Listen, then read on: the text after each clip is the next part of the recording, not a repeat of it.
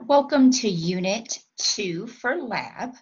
And in this unit, we are going to focus on different media and tests we can use to specifically identify gram-positive cocci bacteria. And this is what your unknown organism assignment is going to focus on. So with our gram-positive cocci, there are quite a few pathogens that fall under this description, and we can divide the gram-positive cocci into two big groups, the staphylococci and the streptococci. So think about those two group names and what you might expect to see under the microscope if I told you you were going to see a gram-positive staphylococci or a gram-positive streptococci. You'll notice that these are the 8 unknown organisms we are going to be working with. And as I mentioned, they are pathogens, so they are able to cause disease. 2 of our unknowns belong to the group Staphylococci, and they both belong to the genus Staphylococcus. So S. aureus is actually Staphylococcus aureus. S. epidermidis is Staphylococcus epidermidis. The remaining 6 fall into the group Streptococci, with most of them belonging to the genus Streptococcus.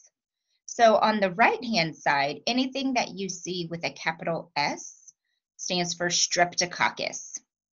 You'll notice there's S. pyogenes, S. agalactiae, S. bovis over here. So there's 2 organisms on that bullet.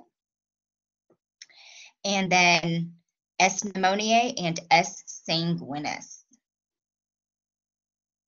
So you'll notice that there's also E. faecalis, and the E stands for Enterococcus.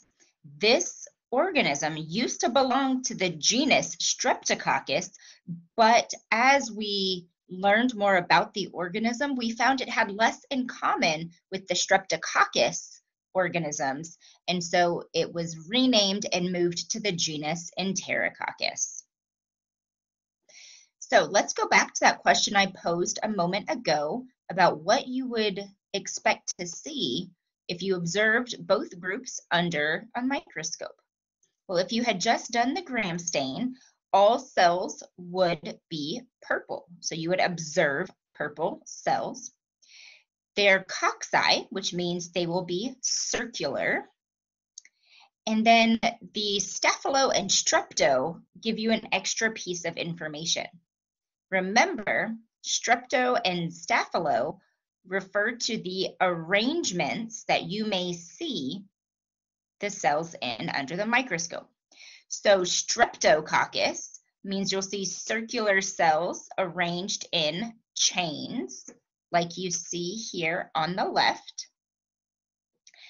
Staphylo means clusters. So with staphylococcus organisms, you will see clusters of circular cells.